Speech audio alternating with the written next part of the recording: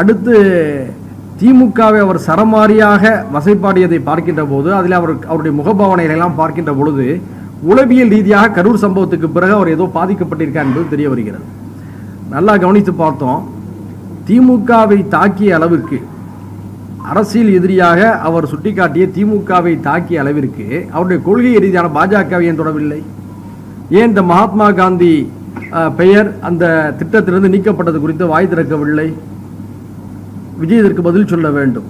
அரசியல் எதிரியை கடுமையாக தாக்கியிருக்கிறார், கொள்கை எதிரியை பற்றி ஏன் வாய் திறக்கவில்லை? எதை கண்டு அவர் பயப்படுகிறார்?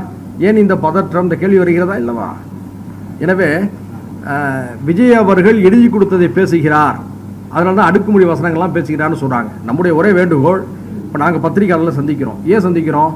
ஜனநாயகத்தில் ஒரு அரசியல் இயக்கம், மக்கள் இயக்கம் நடத்தக்கூடியவர்கள் மக்களை சந்திப்பதற்கு ஊடகங்கள் மிக முக்கியமான கருவியாக இருக்கின்றன.